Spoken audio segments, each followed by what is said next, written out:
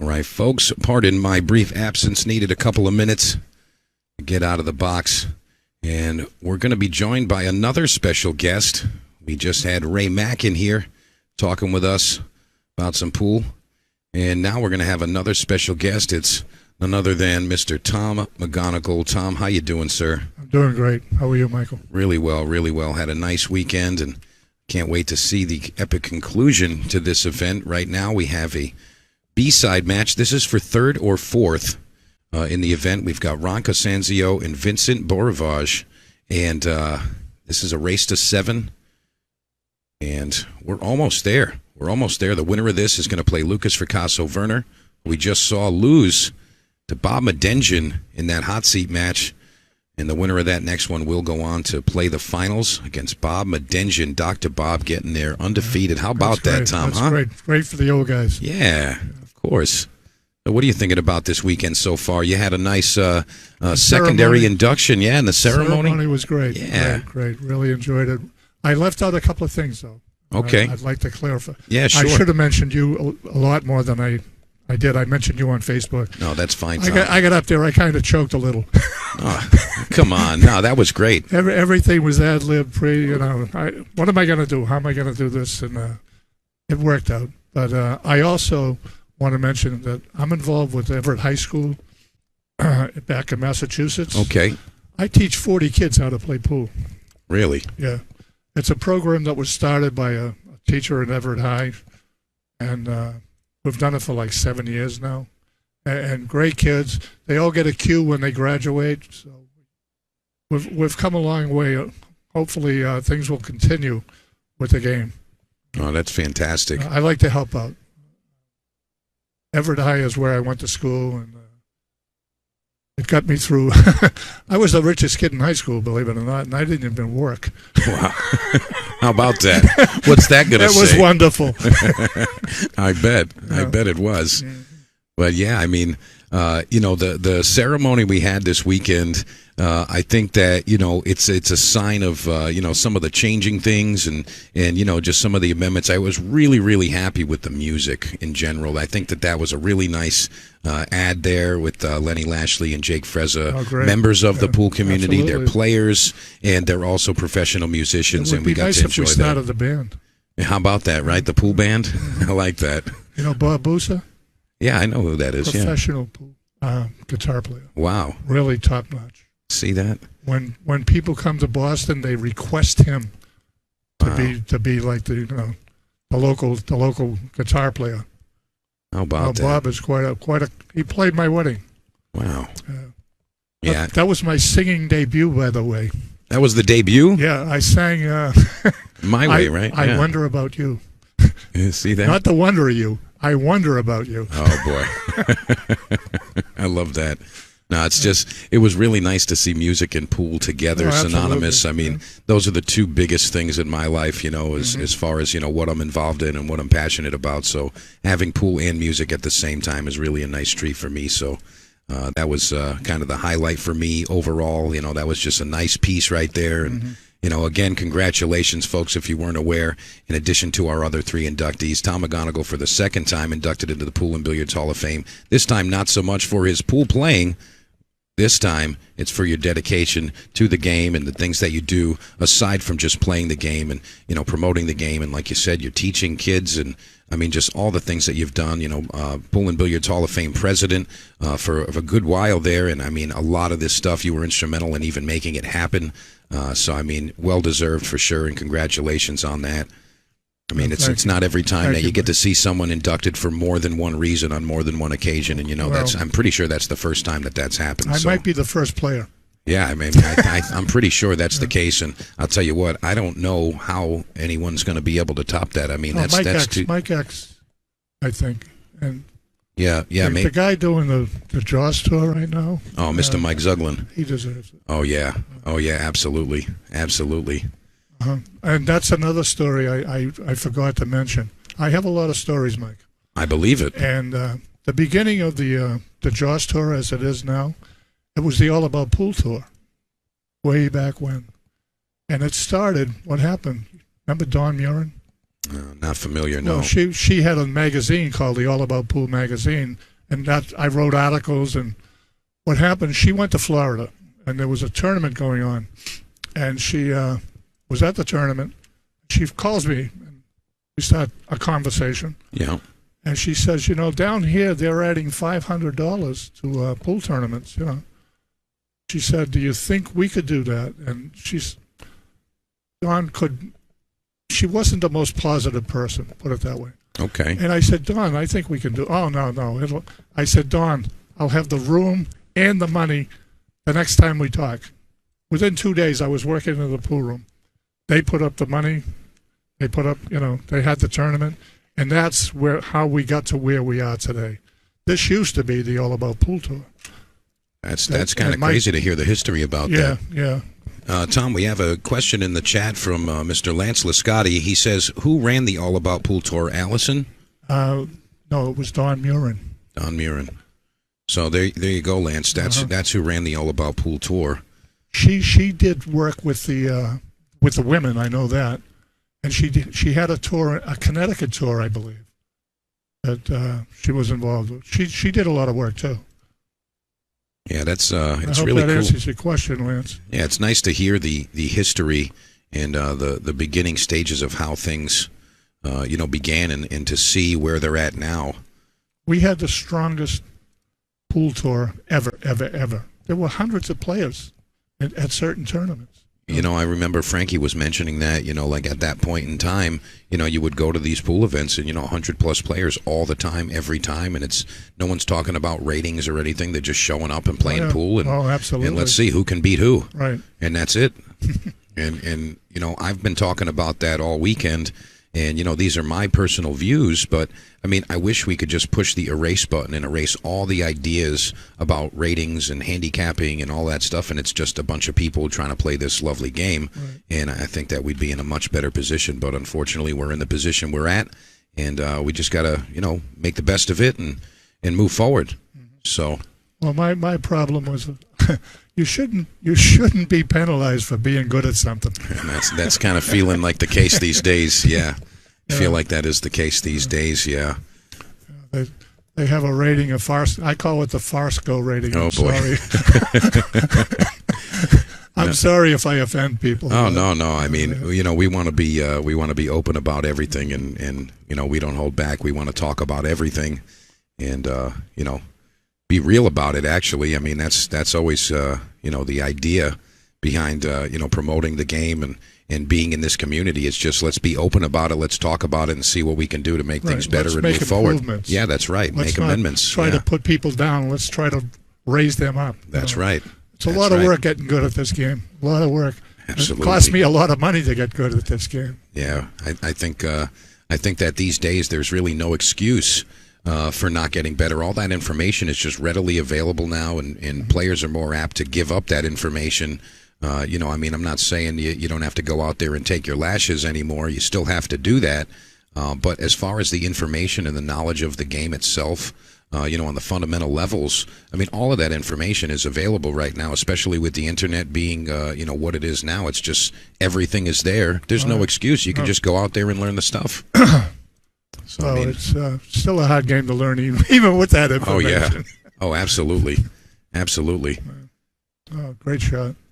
So this match here, Tom, we have Vincent Beaurivage and Ron Casanzio. This is a B-side match, but, we're in the top four right now, final four. Vincent's coming off of a win over Pete Genovese, and Ron Casanzio, I believe...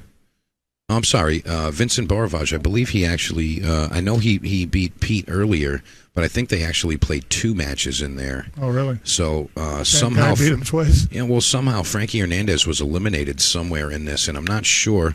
I can look at the brackets. By the way, folks, I did post the updated brackets recently. So if you go to my personal page, Mike DeMarco on Facebook, you can see all of that stuff. I just posted it maybe 10 minutes ago.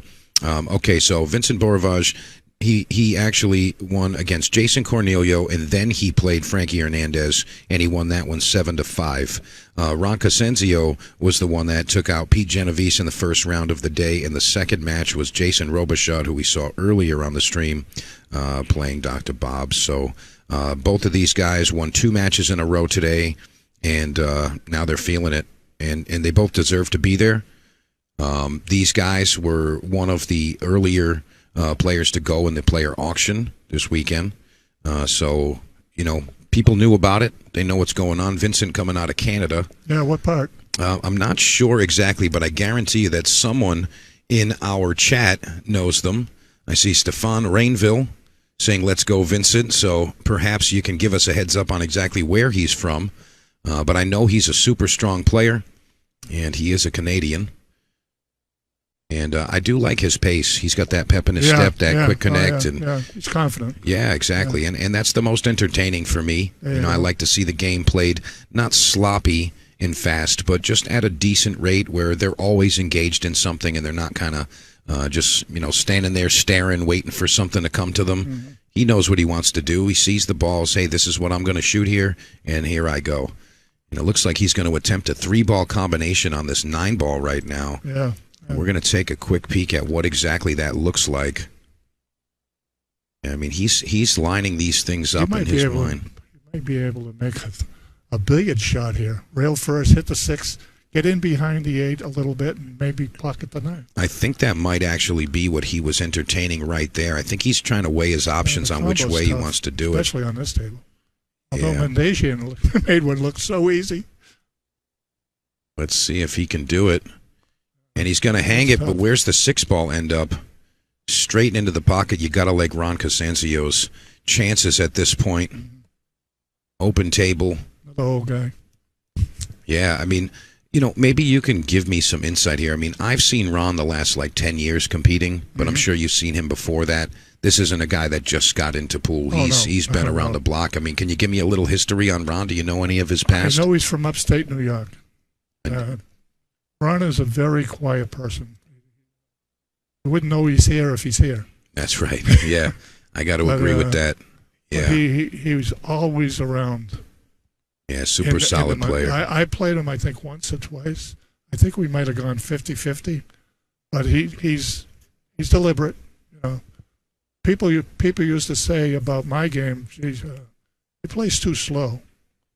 And when I was running 2 or 3 balls in the beginning when I came back playing pool, they weren't telling me I was playing too slow then. Yeah, right. You should be allowed to play at your pace. Yeah. Unless they put a shot clock in, now you hurry it up because both players are hurrying it up. Yeah, I think that there's, a happy medium where it's not too long and not too stressful, and you just got to find that zone. I'm surprised you're this far along in the tournament. Yeah, I mean, I'll be honest, a lot of these matches were kind of quick. Yeah. But I most of the time, this runs 8, 9, 10, 11 o'clock at night. Yeah, and we're not going to get to that point today. But we do have an answer to some of our questions we had, Tom. So David and Stefan in the chat have answered our questions regarding Mr. Beaurivage here, and he is from Montreal, Quebec, Canada. So that's where he is, and he says, Stefan says that he's a friend of Nicolas Charette. I know Nick Charette, and they both play on the Predator Quebec Pro-Am Tour. Oh, wow. And Ron Casanzio from Rochester, New York, courtesy of G10 Patel. Yeah. Thank you very much for that information, folks. Really appreciate you helping us out and get that information out there. I do think this is going to be a tight match. Both players with an open table and no funny business. They're probably just going to finish the table and get out. So I think it's going to come down to how the breaks are working and maybe those little touchy safety battles when the balls get tied up. Absolutely. But somebody's going to earn this one here. This is not going to be a run over by either player here, guaranteed. They both are, walking with some pep in their step and some confidence, and I think that they both deserve to make it to the end of the event. And look where we're at here. Somebody's got to win and somebody's got to lose, Tom. He gets out from here on that 2-ball is really tough. So if he gets on the 2 and he gets out, God bless him. He deserves the win. Looks like he's entertaining a draw. Yeah. Low left. Low left, spin down table. Can he get between the 2 and the 4? No. Yeah, it looked like he maybe came up just a hair and didn't dig deep enough there, but he's still at the table, so he's got the opportunity to maintain control here. I'm not sure exactly what his thought process is, but I know that he's been making sound decisions. I've watched a few of his matches throughout the day yesterday, and he seems like he just knows what he wants to do, Well, and he's he just probably goes at it. played snooker too, and snooker, you learn how to hide balls. Oh yeah. I mean, I think he's attempting to think of something with that 7 ball, but he wants to make sure the 2 is hidden also. It. Might nick the 3. Perfect. And Perfect he gets shot. full That's a ball great eclipse. shot. Full ball eclipse right behind that 6 ball. He's tight on the 7. So we're going to see a 1-rail kick right between the 6 and the 8 there. And he's going to have to spin this over. It's not a natural kick. And he's going to want to send that 2 ball up table and hopefully keep the cue ball down here near the 9. So Casanzio going to show you his kicking skills. He does the opposite of what I was thinking there, but he comes out okay. He's going to leave a hit here, but I don't know if he's got enough to actually pocket the 2 ball. Does not have enough. What do you think in this situation, Tom? It's close to the rail. Really close. I'd rather be here than there. Yeah, right. I understand. Well, the thing about this rack here, when you look at the 6-7, it's tough. Oh yeah. You know, this whole rack it's got to take a few innings to get out of this rack. I believe. Yeah, it's a little funny here for sure. And these are the there's games in this game that you can either win or lose. That are, you know, this is one. Either player can win this game or lose it. That's right. And that's huge. Yeah, Anyone can get ball in hand and run out. That's right. At this level, but when you can outmaneuver your opponent, it really takes a toll on them too. You know, well, and especially I think I got him. No, you don't. Yeah, I always say that. You know, where when you're playing in a match, somebody runs out on you. It's like, okay, they ran out on me. But if they like 3 foul you, now that was an insult. You know, like that's a low blow. Yeah, that's part of the game too. Yeah, that's a great part of the game. Yes, it is. One of my favorites, to be honest. But it's a different thing. Like you're saying, anybody can break and scratch, and the other guy just runs out. But if you can dig through a rack and use that surgical precision to manifest the out for your game and win that game, that's the big stuff right there. Yeah. That's going to put you in a good spot. I was playing Joe Tucker in Seabrook, New Hampshire. I'll never forget the rack, the circumstances. He had me on 2 and would have bet anything I couldn't hit the ball. And I somehow hit it. He never made a ball after that. It was like, I got him, and you took it right away. It blew his mind. I believe that. That I hit that ball. When we're done with this match, Tom, before you leave, I need that in my brain, and you're going to have to show me what that shot looked like. I forget the shot. Oh, I kicked into the side rail, dug in, and came straight across on an angle. Oh, I get what you're saying. I was shooting into the rail at an angle, but I came straight across to hit the ball. And wow. Sometimes the rail's favorite. Well, I just want to have it in my kitty in case if I see Joe, I want to mention to him, hey, if I put you here, are you going to do what Tom did, or are you just going to hand me the ball? It was one of the best hits I ever made. Oh, look at that shot. Wow.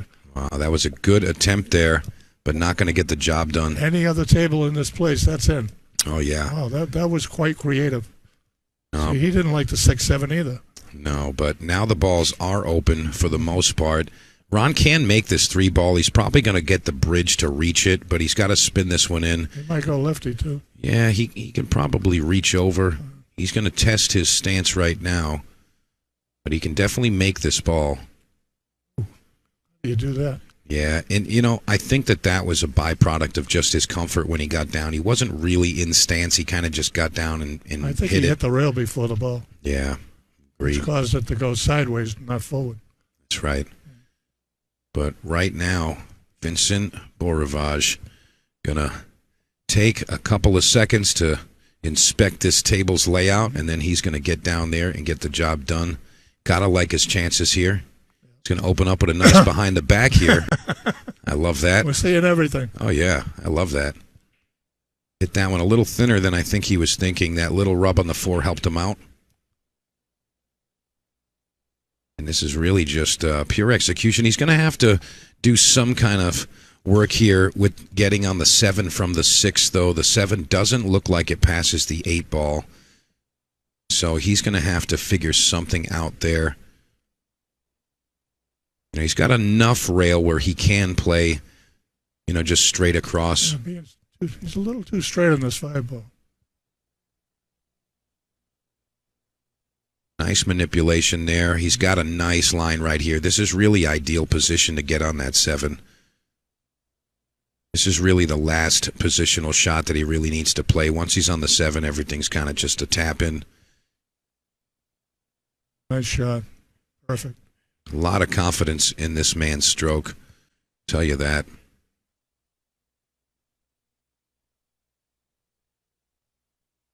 I'll tell you, the previous match we saw there is a little, you know, I just want to say surprising that the score line was what it was, and some of the misses that we saw from the young man, Lucas. I mean, we were not expecting that type of match. And again, that's not a stab at Bob. I mean, he's always deserving, and he always plays super strong. But, you know, like Lucas missed a couple of those open 7 balls later in the rack shots, and it's just, you know, not sure what's going through his mind, but he really needs to make sure that he understands that there's a lot of other strong players in this tournament right now, and they're coming for him. Right. They're coming for him. Either one of these guys. That's right. That's right. He's the guy to beat. He's earned a reputation, but you can't live on your reputation. That's right. You got to show your stuff and be who you're supposed to be when it's that time. When players dominate, and there's a few reasons players dominate sometimes. You know, like a guy like Shane Van Boning or Earl Strickland. They earn a reputation. That's right. But they know they can't live on it. That's right. You know, and when they get upset, that's the reason. Because a guy can't, you know, it's like a fight. If you hit the guy and you keep hitting him, that's not a fight. When the other person hits back, that's when the fight starts. That's right. Exactly. When you start pocketing balls and making plays in this game, and you get the other player's attention, now anyone can go either way. That's right. And Lucas looks a little tired. He does look a little bit opinion, tired, yeah. He does. He might have stayed up all night doing something. Yeah, betting on 2C players playing a race to 5 for $50. No. But I'm kind of just taking a stab at Lucas because that's similar to some of the things I've seen him get into. But all right. You can't get bored sitting on the sidelines. Oh, no. You know, no. If you're getting bored, get out of the place. That's right. Yeah, you know, and I noticed that about all the champions, you know, when I'm at the pro events and, you know, whether I'm there working or just hanging out, whatever, you know, anytime I'm there, you can see that the top players kind of all have the same type of time schedule. It's like, my work is done today. It's time for me to not be here anymore and go do something else. Let my mind repair, let my body repair. And then when you come back to the room, you say, okay, now it's time to get back into that sport mode and get back to the action. But you can't just sit there and hang out the whole night when you got a whole bunch of things to do the next day. You know, you got a big match coming up in 4 hours. Don't sit there and stare at the floor and get all creaked up. You know, eat some good food and, you know, stretch out a little bit, get prepared for it, and take it seriously. Well, if you've ever been to Turning Stone, most of the good players, the great players, you only see them when they're playing. That's right. Yeah. And then they disintegrate. Right. Yeah, where'd they go? You know, they go somewhere. You know, maybe they go play golf, or they're usually away from what's going on. Yeah, totally. Because they know the importance. That's right. Looks like we're going to have a tight match here all the way through to the end. Wow, you could get through that hurdle. And this has got to get a little bit lower. And that's okay. Ron's got an edge of this. He might even have enough to pocket the ball. Real first, too. It's really close. He might be able to make this, Tom. Yeah, it does look like he can make it. And I'll tell you what, if Ron can make it, he's probably going to make it. Gotta like his chances here. He probably will make That's right. If he can, he will. That's an oxymoron. Yeah, right. Sounds like a yogi. Let's see. Yeah. Hey, boo-boo. I was talking Berra. Oh, yeah, that too. Well, how about that? Being a Yankee fan. Yeah, right. So what do you think here? I mean, is this is coming down to the 6-7 again, right? 3 goes by the 5. Oh, yeah, 3 goes by the 5. Everything's pretty much open. It's really just that 6-7. And I think maybe if you can get the correct angle on the 5, there's a chance that you just play the 5 to the 6-7. Of course, you always want to take care of the problems earlier, but I don't know if Ron's going to get that option. He might even do something here. He's looking at it. I mean, the ball's kind of heading towards that 6-7 right now. Which one is the 4? So he's got the 4 ball right here. So no, he's not going to mess with that right here. I actually think that he might attempt a 6-7 combo. If we're looking at the overhead here, it's pretty straight. I mean, it's tight on that side of it, but it might be a higher percentage approach to that problem than to try to run into it. He could get on the 5 and possibly break out the 6 and 7 on the 5. Yeah, and I think he just took a look at what I was suggesting there. I think he might like the combination there. You know, and now he's weighing his options. Hey, if I come over here, what am I going to be looking like? So he's going to swing at this. He wants to leave himself on the right side of the 5-ball cut. That's what he was suggesting there. Keeps it tight. Wants to slow down here. Okay, he's good. 8-ball's not going to be an obstruction here. Just wants to float this over. Doesn't really want to hit this too firm, though. He doesn't want to get in an awkward line there for that 6-7. He kind of wants to hit right about that first diamond, maybe just a hair higher. He's just going to stun this one over. Oh, he did go into it. And wow, how about that? He makes the 6-ball. Perfect, perfect. Ron Casanzio, folks.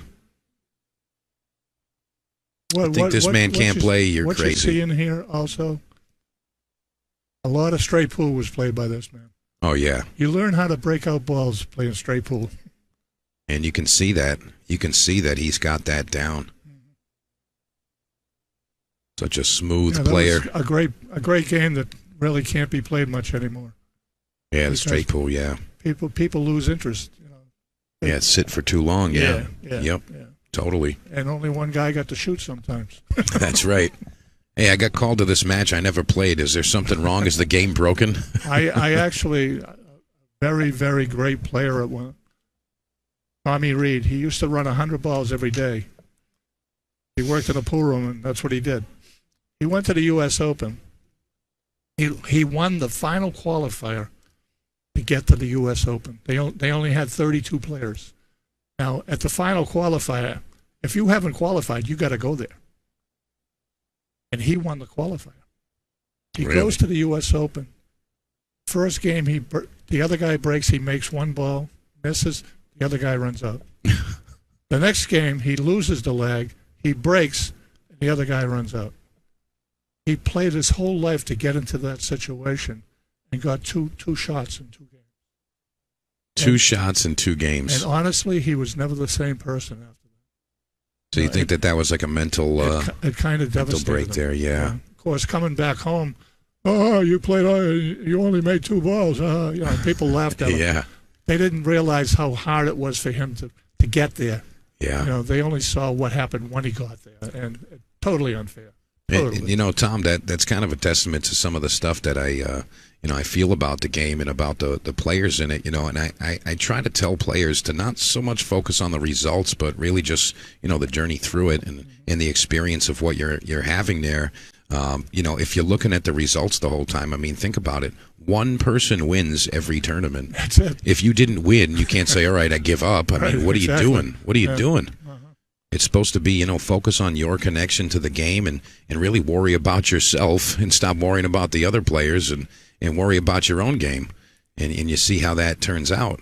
Look at these two. They're great players, and they both got 1 loss. That's right. Yeah, exactly. I actually, not to brag, but it happened. I won 7 tournaments after I lost my first match. How about First that? of all, good players don't lose that many first-round matches. That's right. And second of all, that's sometimes I liked it because now we're really playing for something, survival. It was something I did in my career that I was pretty proud of. Oh, that's pretty cool. One time I won 11 matches in a row. That's pretty strong right there, 11 straight. Mm-hmm. He's playing all cue ball here. This shot. Needs it to get a little higher. Oh, boy, I think he might have left it. I don't think. He go through that? I mean, I know he can get through there. He might have to go behind it, or if he wants to go all offense, he could swerve it between there to actually make it. But, I mean, it looks like he's got a clear shot straight through the uprights, right to that one ball. And position's going to be relatively simple. I mean, he's got the 2 to the corner or the side from that side of it, so going to see how he goes at it. But I really do believe that he's got a clear shot straight through. Yeah, it looks that way. The over has, like you can see it. Tom, I can actually give you a nice view of all of the cameras there for you. Oh, yeah. And now you can see all the stuff. Oh, beautiful. Thank you. Should have done that earlier for you, That's but all I've right. been solo, so I'm always just over here in the zone, you know what I mean? Uh-huh. Well, I appreciate everything you do, Mike. Thank you so much, Believe Tom. me, I'd like to think everyone else that's listening right now feels the same way. I do feel appreciated by a lot of our community members, I'll be honest, you know. There's just the right people that make me feel appreciated, and it's like, okay, that's why I do it, you know, because times can be frustrating, you know what I mean? I can imagine. Oh, yeah, I know you know. Uh-huh. And, you know, sometimes you get a little discouraged, and then you get one of those guys like, I'm not going to go down the list or anything, but I'm just going to use this one guy as an example, like a Ben Savoy, and he comes through and he says, my man, I appreciate all you're doing. Thank you so much. And I'm like, all right, I'm good for a week or two now. You know what I'm saying? Give you a little motivation. Mm-hmm. But, you know, trying to do my part and, you know, push all the good stuff and continue what we have here. And I think that the pool community is really going in a great direction. And, you know, there's a lot more people playing and more people involved. And I think it's really just great. Really is. It's nice that you can sit home and turn on your computer and watch. You know, if you're 300 miles away, if you're closer than that, you should come down and watch too. That's right. You know, should always come down in person. The room owners deserve good attendance. Oh yeah. They're adding $3,000 to this event. You know, they have to recoup their money somehow. And you know, I want to mention something specifically on that topic, Tom, you know, just for the viewers and some of the folks that are local. And I don't think that it's clear how that actually works. But when you have an event like this at a pool room, specifically like Snookers, it actually is an exchange. And it's not like a money grab. It's not like that. Even when you get like 100 people that come down to the room and all that, you know, the room does actually lose a bit there, you know, and, you know, we give the respect to the players and, you know, like all these tables are going to remain open until the matches are done. And, you know, like people are normally going to be on those tables and renting them and putting money into the business and those types of things. And it's an exchange. And, you know, earlier on in my time with pool, I didn't understand those things, and I really had to see it from the opposite side to understand it. But, you know, it is an exchange. It's not something like, oh, we all came here and you guys are making crazy money. It's not like that. the room actually makes less with some of these events that come there. And you have to know, hey, thank the room owners and say, hey, thanks for having this event here, because it didn't help them necessarily. They're allowing it to happen, and we got to show some gratitude there. I think that's, you know, me personally, I did not get that. I thought it was the opposite. And I'm like, what do you mean? We're bringing all the people. I thought that was a good thing. And, you know, sometimes it's not like that. I mean, maybe it is in some cases. What if only 20 people showed up? I mean, that would be, you know, a total different thing, too. You're still bound to the $3,000 added. Yeah, and that's what I'm trying to say. Like, a room like Snookers, they're just putting it up. It's a gamble. And Tom, I don't know if you know, but we postponed this Hall of Fame event from March to now. Right. And we had just a regular Joss Tour event. But you know what Paul did? Paul, the owner here at Snookers, he said, you know what? I'm not going to down it and bump it back down to just a $2,000. And he added $3,000 to that one and this one, and he bumped it up again. So I mean, you got two pool tournaments where the room is not going to do as well as they normally do, and they're throwing $6,000 in the air. I mean, come on, folks, got to show some gratitude and make sure that, you know, we understand how that stuff works. And again, I didn't know that stuff years ago, and now I'm learning a lot of those other sides of it. And you know, I think that that's going to help pool get to a better place too. You know, me being involved there, now that I know those things, I can look at both sides and say, hey, how can we all win here? How can we make this work where everybody's happy and we want to do more of these things? So, you know, those are things to look forward to. How much do you get paid here, Mike? Oh, how much do I get paid? Yeah. What's 0 plus 0? Usually 0. Donate, people. Donate, please. Appreciate Help that, this Tom. guy out.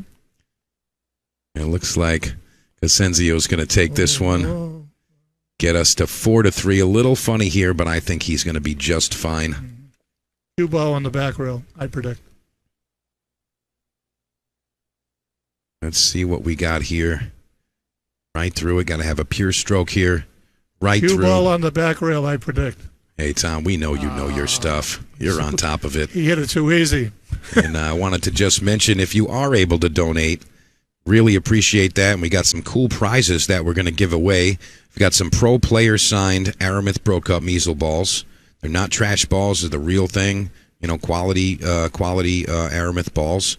And the winner of the first draw is going to get their choice. I'm going to tell you exactly what I've got in the kitty, and you're going to get to choose which player autograph you want on that ball. I believe I have Victor Zielinski, Moritz Neuhausen, Tyler Steyer, and some other great players. Got 2 gift cards to the Gambler's Closet. That's going to be for draws 2 and 3, and then we also have some artwork from Kevin Baccio. So Tremendous artist. Oh, yeah, Tremendous. absolutely. Incredible. And, we're going to do all of those draws tomorrow night, and you can listen to me talk for a little bit more tomorrow, and you can win some stuff. And thank you to everybody that has donated thus far. Really appreciate you guys, and it just helps to keep pool free, which is really my main goal with a lot of this, Tom. I understand that sometimes with the venues and how things work, we have to bite it and say, you know what, okay, we have to do pay-per-view here, throw some money at it to make it happen, keep the events rolling. But for the most part, I don't ever want to ask and say, you have to pay me to watch this. I just want pool out there 100% of the time for free. I mean, that's just how I think it should be. You know, you can't get people involved if they have to go through a paywall to get to see it. So that's only for people that already know it exists. I want it to be out there where you can walk by it like at a mall and say, ooh, what was that? Yeah. Oh, I've never seen that before. Hey, maybe I do like this. I didn't know I would like it because I didn't know it was a thing. And you can't know it's a thing if you paid for it before you wanted it. You know what I'm saying? Yeah, exactly. So that's kind of like the thought process in my mind about keeping pool free, and you folks helping out with some donations and whatnot. That really does help it to stay that way. So, you want to throw one of my books out there? Yeah, sure. Can I give one of those tomorrow night? Yeah. Yeah, I don't have any left. That's okay. With me right now, but I'll donate a book. Okay, that's great, Tom. Plus, yeah, and I'll just let you know who it is. And what's this? That's for you. Mom hand. Appreciate you, Tom. Thank you very much. Now, if you win your book, you're not getting it. Just so you know. I'm not giving it to you. I got enough of them. I'll give you a ship the cash swag package instead. That's fine. That's fine. I appreciate don't want it, Tom. anything. No, thank you very much. I appreciate that. I've been fortunate in my life. I've done pretty well. I had a good job. I worked for Verizon for 39 years. Oh, man. They send me a lot of money every month. So. Hey, keep collecting, right? Take it. My wife loves it. Lance, I'm not giving that away. I got more than one. Yeah, Lance, I have your Victor cue ball. Don't worry about that. I got plenty of stuff in the kitty. I may have to leave before this match is over. I have to go help my wife babysit my 2 granddaughters. Hey, life gets in the way of pool all the time, and Tom. Later That's on, I'm always going the story. To a karaoke. Oh, nice. Yeah. I might be hosting karaoke. Oh, really? Yeah. How about that? Yeah. I like it. It's fun. Yeah, it is fun. Yeah. People tell me I sing pretty well. I'll tell you, I got a lot of comments about the Hall of Fame performance you gave us there. That was nice. That was really nice. I didn't plan that, but I said, after reading the first thing I wrote about Kenny Rogers' song, I said, let me try this one too. Yeah. What have I got to lose? All they can do is boo you. And you didn't get booed. You got applause. So. Yeah, I mean, you just got to do what you feel. I mean, in such as life, and same with the game of pool. I mean, I tell everyone, and you tell me if you have a different perspective, because I'm open. But I always say, if you have a shot that's calling out to you, you feel it in the pit of your soul, and you don't shoot it, that's wrong. You got to shoot what you feel. Shame on you. If you feel it, I want to shoot this so bad, this is the one I feel, and you're like, oh, well, I think maybe I should be shooting this, or this guy would shoot that instead, or something like that, you're doing yourself a disservice. You got to feel it in the pit of your soul. If you got up there and you're on the mic and you're like, I want to sing this song, sing the song, Tom. You got to do it. There you go. You have to. I tell people about this game, I'd rather miss the right shot than make the wrong shot. That's right. That's right. Absolutely. You can't go down a dead end. Yeah, right, exactly. If it leads to a dead end, don't play it. That's right. That's right. I got to be honest, I'm really impressed with the position that Vincent's put himself here for this 5-ball. That was always going to be a little tricky there, and I feel like he put himself in a nice spot. It's perfect. Yeah. Everything's got a pocket here. He's just got to He didn't get execute here for no reason. That's right. And I don't think he came down from Canada for no reason either. Oh, yeah. That's a long way to go. That's right. He might have, no. Really nice speed, nice follow through there. I got one. Frankie Hernandez. I have one story I got to tell about Frankie. I had played him several times. He just demolished me. Ran into him once in Air, Mass, and we're both on the one-loss side. And for whatever reason, I never did anything like this in my whole pool playing career. I walked up to him right before the match started, and I said, Frankie, you're going to have a long ride home. And I beat him 7-1. Oh, boy. Oh, boy. Yeah. I didn't remind him of that last night, but I don't know if he might remember that. But I'll tell you, if he's listening in the car, he just made a U-turn to come back. He's like, you want to bet some, old man? You want to do something? Yeah. Put your money up. Let's go. I had to try. My approach wasn't working. Yeah. Hey, sometimes you need to say a little bit. Lance Lascotti says, I bet he didn't like that. Yeah. One other story. I'm gonna finish my duty here with you on this one last story. Okay. Because it's a classic. I'm getting ready to play Tony Robles up in Chelmsford, Mass, up in Country Club USA? Country Club USA. And as I'm getting ready to play, it's on table 13. When you came into the lounge area, it was right there with the doors open. And I'm going to play Tony Robles. Okay. Now, there's two guys coming through the door at the same time, and my match is about to start.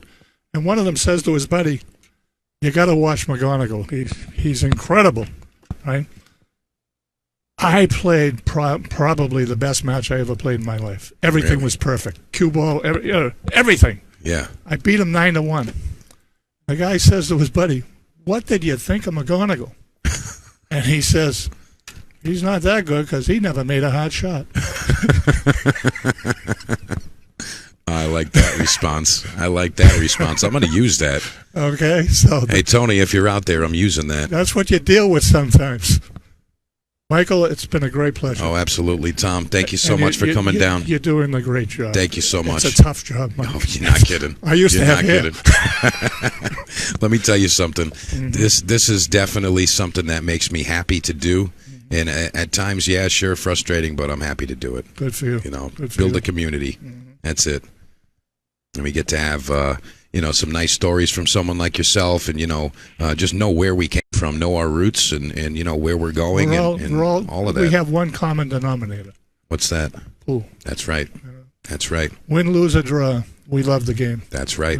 100%. The game has given me some of the highest of highs without drugs that I ever had in my life, and some of the lowest of lows. Oh yeah, he can definitely do that. And some of the friendships, and not so many friendships, were all worth it. Oh, totally. I wasn't in love with everyone I played, and I know they weren't in love with me. I mean, I'll tell you, some of my favorite people in the entire world I've met through this game, and I mean, like, I would never give that up for anything. I mean, I would never, ever, ever replace that with anything or say, oh, I regret this or I regret that. I mean, I'm where I am because that's the way the universe wanted it to happen. There you go. And I'm just going to run with that. So here we go, rocking and rolling. So, Tom, you have to head out? You got to go do some stuff? I got to go babysit. Oh, man. Tom's got to go deal with some life. Yeah. It's well worth it. Yeah. You should see these two little girls. Oh, I can imagine. I can imagine. Well, Tom, I really appreciate you sitting in with me and talking with us for a little bit. Love hearing the stories, and hopefully we get to see you again soon. We have the Snookers Amateur 9-Ball Classic starting next Saturday. Those are the qualifiers. August 24th and 25th is the main event weekend. And if you'd like to put that in your calendar, come on down. You can do some commentary with me in the booth over here. I'll have some guests in here, and you can sit in and tell us some more cool road stories. A couple of weeks ago on a Wednesday night. Did you know that? Yes, I did know that. You know who come in third? Who's that? Me. Oh, boy. And I should have. I screwed up. I scratched on an 8-ball. I was right there. Did I host that one? No, you. I made sure you weren't here. You waited till I left. I see what you did. You said wait till he goes away. No, I knew all the good players were going to be in. Oh yeah, in Pennsylvania, so I snuck in. Yeah, see that? Okay. I actually played well that night. You probably dumped that one so you didn't have to get your picture taken. You're like, I don't want him to know I'm back. Ray didn't take the pictures. Oh man. Oh, okay. No, that was a fun night for me. Yeah, Wednesdays are always fun over here. I found out I had it a little bit. Oh, you still got it, Tom. Come on now. Oh, I'll give you one more story. All right. Hit me. This is another classic. Let's go. I hadn't played pool in years. I got away from the game for a while because it was starting to annoy me sometimes. People would say things that they knew nothing about. They would tell me I was lucky and this and that. And one night they told me, you're really lucky. And my father was on his deathbed. I wasn't that lucky at that time. That's what drove me away from the game at that time. So 3 years later, I decided I need to go play pool. Yeah. I just need to. Yeah, you got to do it. And I went up Country Club USA, and I walked in, and Mike, forget his last name. He was running the show. Who, Mike Eggs? No, Mike, I forget his. Who ran Country Club USA for a while? Mike, someone will know. So anyway. What do I go to? He says, what you go to before? I says, he says, well, that's what you are now. I says, you got to be kidding me, to myself. It's like, all right, whatever.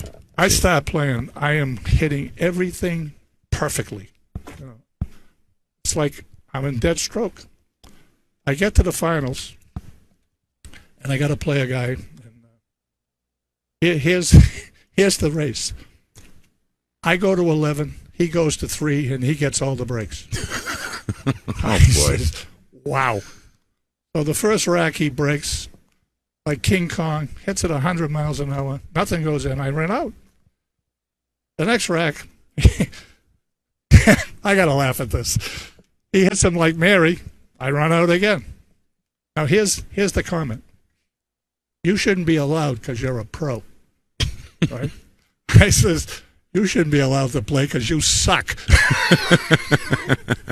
Adios, friends. Oh, boys. I love that. Tom McGonigal, folks, thank you so much. Really enjoyed the stories and the conversation. Absolutely. Thank you so much, Tom. All right, folks, and make sure you go check that out. I believe that's available on Amazon as well. It's Right on Cue. Right on Cue from Tom McGonigal.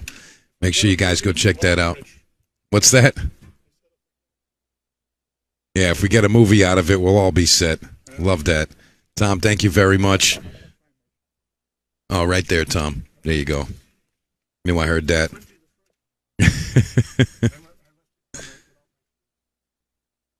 So, I can't imagine that. Imagine. All right, Tom, thank you so much. Safe travels, my friend. Thank you very much. That's all right.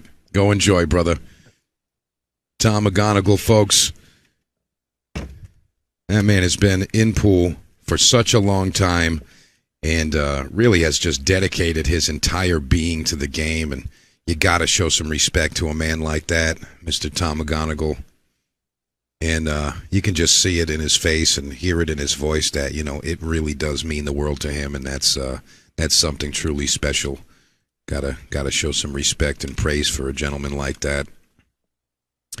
And now that I'm back in the box, all alone with you folks, we can mention exactly what position we're in right here. So remember, we're down to just 4 players in the event. And these 4 players, starting with these 2 guys right here, Vincent Beaurivage and the man at the table, Ron Casanzio. And these 2 guys racing to 7. The winner of this goes on to play Lucas Fracasso-Werner in the semifinals. And then the winner of that goes to play the undefeated Dr. Bob Medenjen. How about that? I mean, the more I'm watching this match, the more I'm unsure of who's going to get it, because both of these guys are so strong. Both of these guys deserve to go and continue on in the event. But you know what it is. Somebody's got to lose, and somebody's got to win. I mean, but both of them, lots of firepower. Ron really smooth with his cueing. And I think Vincent has the edge as far as like the aggression goes. You know, he's got that pep in his step, and he's really just kind of walking the table with his chest out and really confident out there. And I mean, it's really, really a tight one here.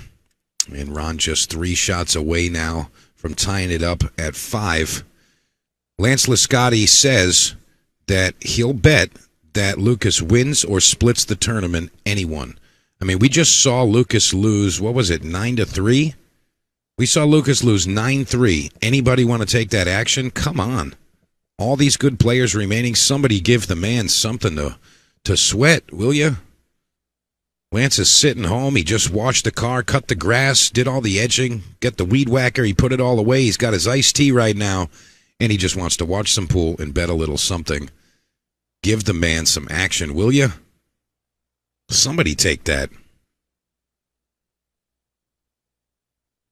All right, here we go. Ron Casanzio to tie it up at 5. Delivers it perfectly. Doesn't even brush the rail. Now we got Sammy Hagar, 55, coming at you right now.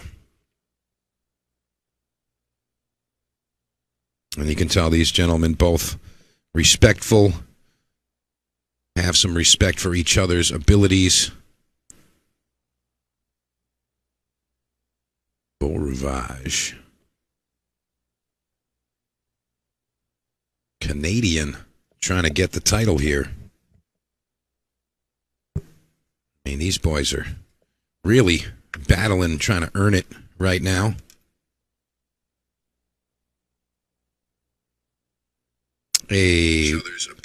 Want to thank Mr. Will Ailey. Will Ailey, thank you very much for your generous donation. I really appreciate that. Will Ailey just came through. Thank you very much. And don't forget, tomorrow night we're going to do the drawings for those raffle prizes. I'll quickly throw that up again. Got a couple of gift cards to the Gambler's Closet, some autographed Aramith Pro Cup measle balls. You're going to have your choice of whatever I've got in the kitty. And also some artwork from Mr. Kevin Baccio. We're going to give away 4 of those. And don't forget, Tom McGonigal just added one of his books right on cue. And it's not what you're thinking, if that's what you're thinking. It's not like an instructional book. It's a story. And it's got some pool in it. And, you know, from what I hear, it's an awesome story. And we're going to give one of those away as well. Appreciate that from Tom. And again, we're going to do those drawings tomorrow night. And I do appreciate all of you guys for helping out, keeping pool alive, and keeping me off life support to continue this.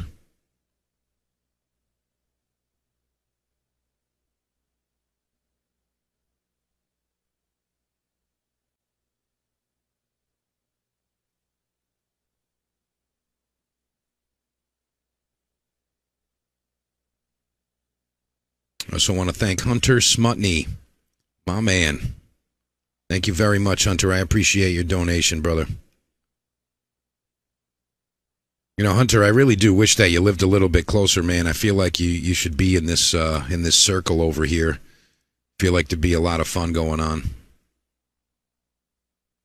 Most of it to the tune of one pocket, but you know what I'm saying? There's a lot of fun going on. Had one of our buddies, via the expo, show up this past Wednesday over here at Snookers. I was like, oh, really? This dude showed up here? And he was looking for some one ball, one pocket action, looking for like 200 a game, 300 a game, something like that. He's like, yeah, just get somebody. I want to play one ball, one pocket. And if you were around, I would have been like, yeah, I think I can find someone. I know you're still learning, Hunter, but I know you like to play and you'll take a shot. So 9 on the break there from Casanzio. Got to make sure those balls are frozen on the bottom. 9 balls moving again. Oh, no, he's got a scratch on the break. Folks, I'm saying it right now. We're getting a double hill match here. Beaurivage is going to take this one. Hunter, it was Henry. Just think Expo Henry. Hopefully you know who I mean. Yeah, we're getting a double hill match here. I don't care. That's what's happening right now. That's what's happening.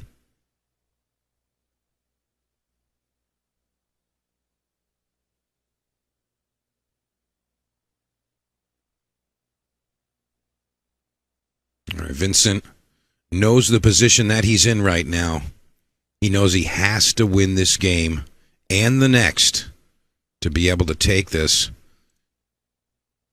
You know, I got to be honest, though. I feel like he's got a really good head on his shoulders as far as competition is concerned. Vincent doesn't seem like he gets flustered when his opponent plays well or gets, 9 on the break, whatever. I mean, he just seems like he's just going to go out there and do his job and play the game to the best of his ability. And he's doing a great job with that. Came up a little short there. I know he wanted to get just a hair to the left side of this shot here, just to be able to get a little closer to that 3 ball, but I think he's going to have to just accept what he has there. I don't think he's going to go with anything crazy. I think he's just going to have to accept the distance here. Not really anything he can do about that. You just shoot it. And you see what he did there. That was a smart move there. And he made it so that 4 ball was a bit more accessible, and it also stalled the cue ball for him. So he's really just got to make one nice shot here on the 3 ball. And hopefully he can complete this rack. I mean, I like his chances. He's been playing solid the whole time. Haven't really seen any imperfections, so to speak, with Mr. Beaurivage here. But again, I really like the way that he plays. Just really, really confident. Really confident.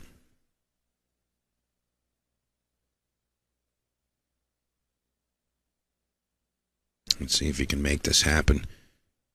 Some players like to hold this and go up, or even just back and forth across, and other players will actually go forward.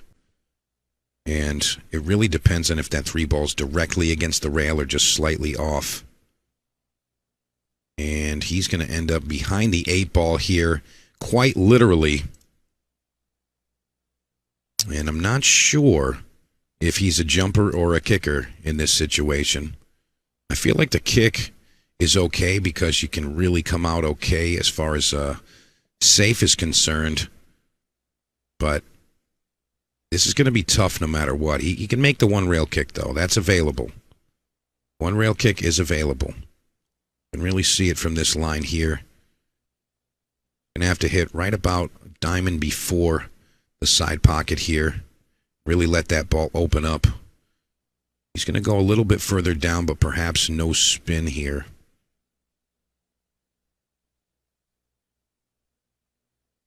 Really got to make sure that you hit the top or the right side of the 4. You don't want to hit the left side. It's probably just going to be a sellout or a scratch even. See how he does here.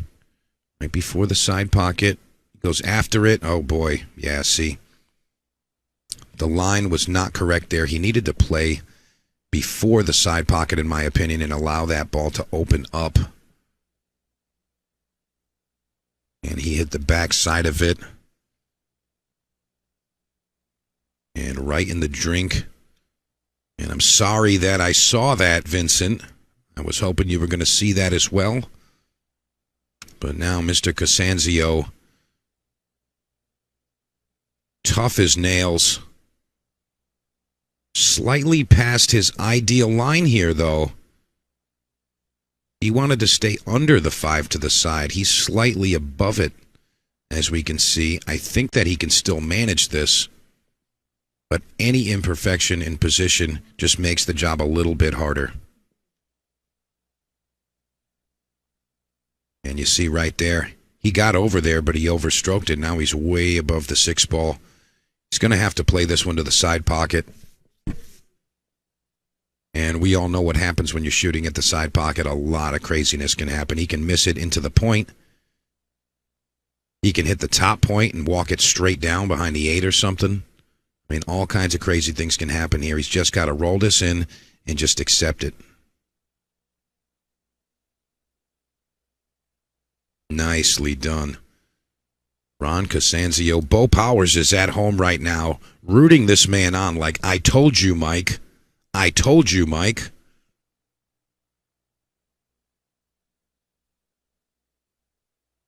And I agree, though. Ron's always a super, super solid player. And it's no surprise that he's getting a chance to get into that top 3 right now. He's got to hold it together for 2 more shots. And then that's going to be it.